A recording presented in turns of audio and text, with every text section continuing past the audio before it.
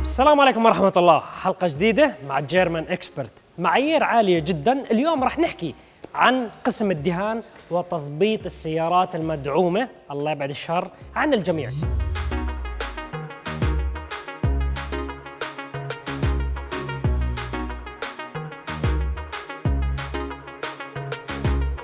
بجيرمان اكسبرت الوضع مختلف عن اي كراج وورشه انتم بتعرفوها. هاي المنطقه هي بتيجي السياره اللي فيها ضربه صغيره او حادث لا قدر الله، بتصف هون. هاي منطقه الاستلام.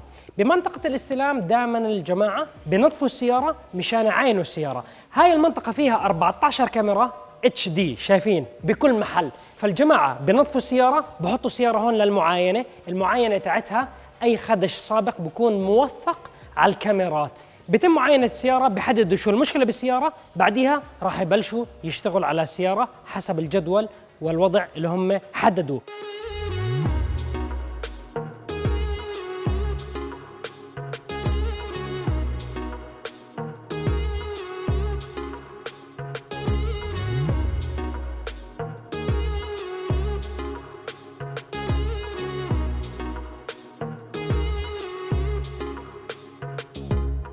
جيرمان اكسبرت بيشتغلوا بمعايير عالميه وليست معايير المنطقه.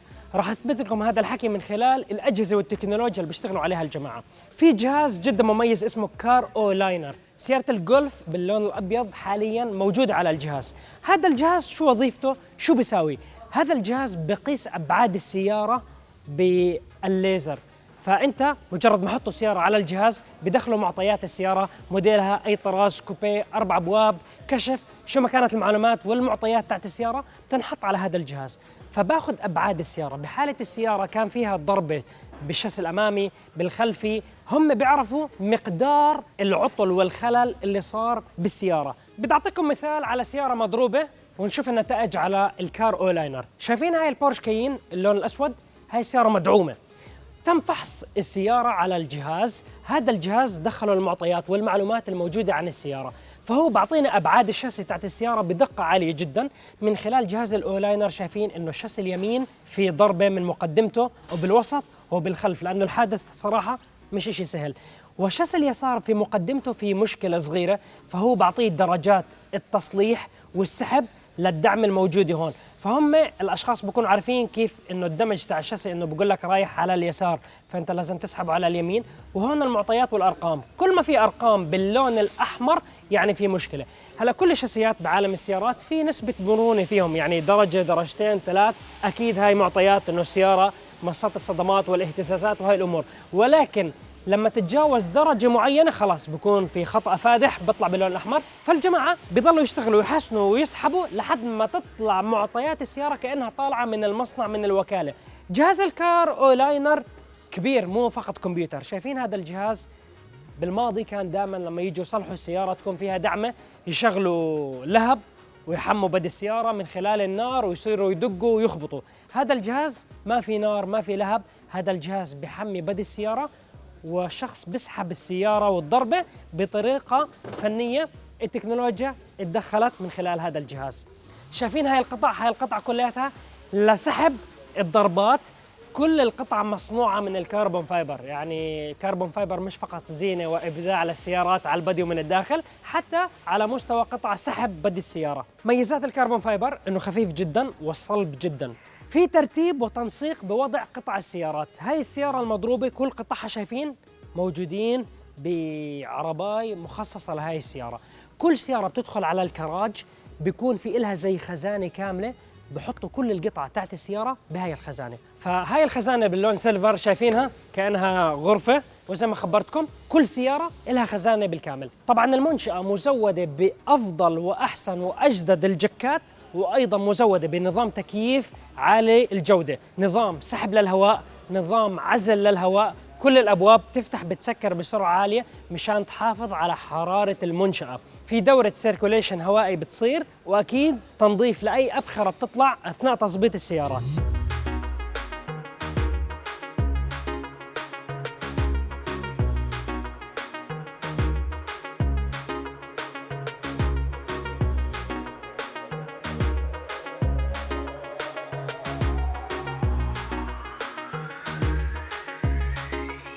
بالمنشأة موجود كل الأجهزة، حتى على مستوى الجنوط، فك الإطارات، كل هاي الأمور موجودة. ما في داعي ياخذوا أي قطعة لخارج المنشأة مشان يسووا تصليح أو تعديل أو أي شيء.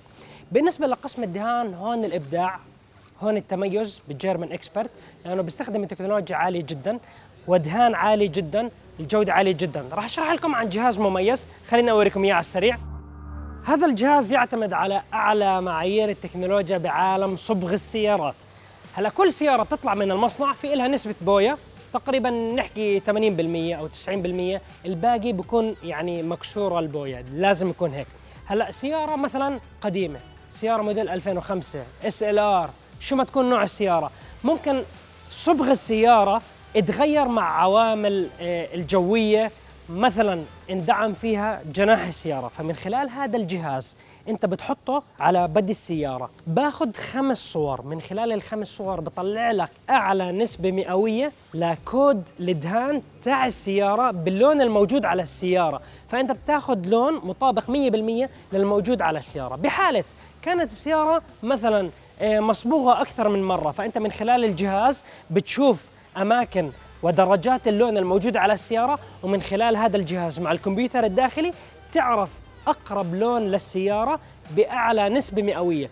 طلع معنا اللون 2 3 4 5. قبل ما ناخذ المكنة أخذنا نحن أعلى جودة بالمكنة ل 98. حلو. اللي هي 98 اجت هيدا على المكنة. ليك شو عملت؟ عطتني هون رقم البويا، شي البويا اللي بده ينزل معها، برجع بكبس هون التركيبة اللي نازلة فيها بالمكنة، طلعت هيدي هي. بالنسبة للتنر، بالنسبة للوتر بيس، نحن بلشنا نشتغل بالوتر بيس.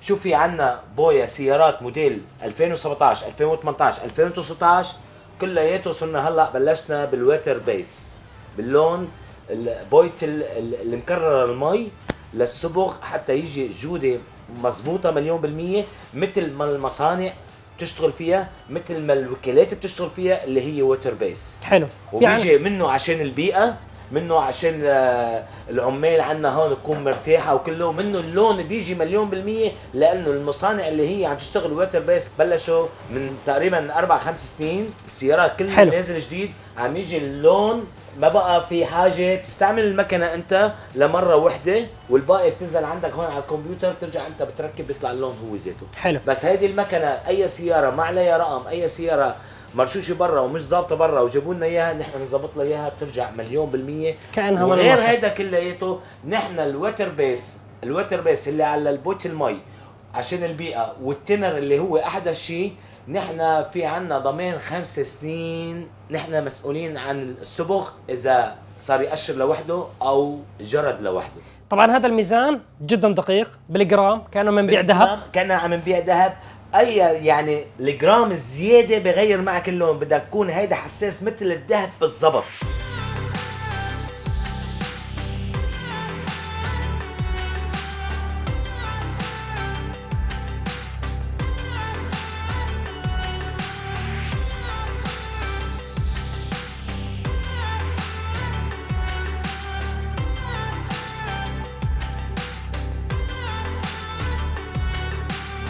تقييمك على الصبغ؟ يعني هون في سمارت ريبير، ما في الصبغ كله، هذا كان مضروب من هون. حلو. سمارت ريبير هون، بعدين سمارت ريبير هون. السمارت ريبير انا ما حكيت لكم عنه. شايفين هذا البمبر الخلفي؟ بامكانهم الجماعه انه يضبطوا مثلا في ضربه صغيره، ما في داعي يدهن كل البمبر الصادم الخلفي، فهو بضبط هذا المكان البقعه الصغيره من خلال الجهاز، بتجيبوا اللون 100% من خلال البولش زي ما حكى البروفيسور عماد، بيساوي تناسق بالالوان، بيدخلوا مع بعض، بتكون 100% طبق الاصل، ما في اي اختلاف درجات اللون اثناء المشي.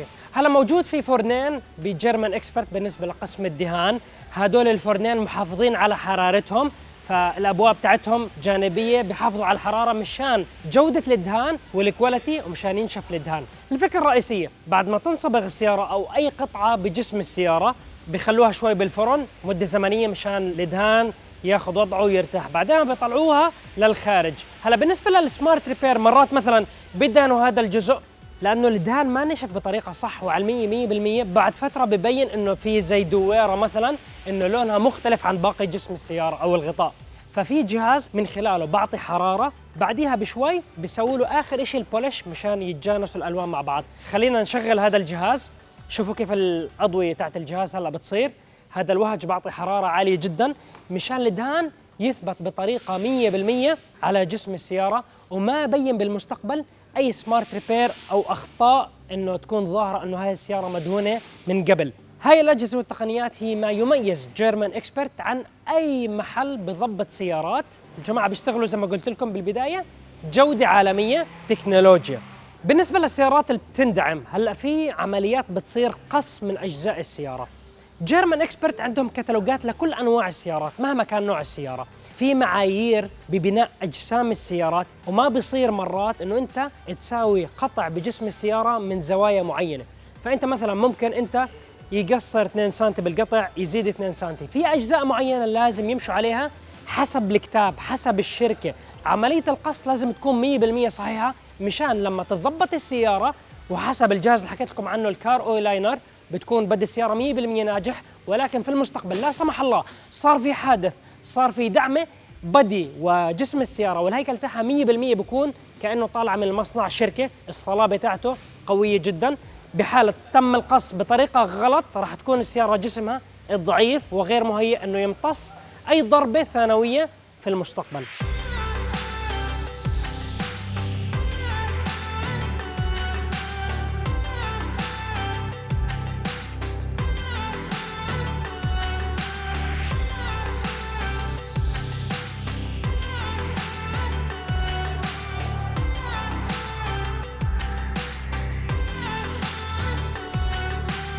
القسم الأخير، هذا القسم الأخير شايفين هاي الإنارة مشان أنت تشوف تحكم على الدهان، على كل صبغ السيارة وشغل السيارة كأنك أنت بمصنع سيارات. هذا شغل نفس مصانع السيارات، إحنا زرنا عدد كبير من مصانع السيارات بعرب جي تي، هاي نفس الطريقة اللي بيشتغلوا فيها.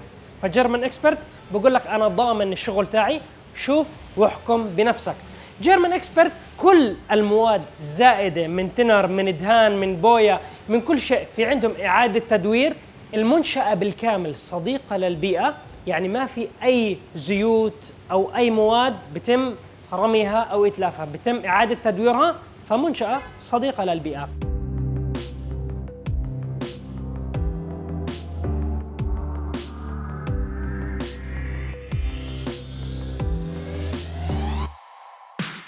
وصلت حلقتنا للنهاية، إن شاء الله تكونوا استمتعتوا معي.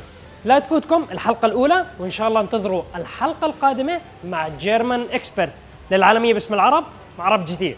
في أمان الله.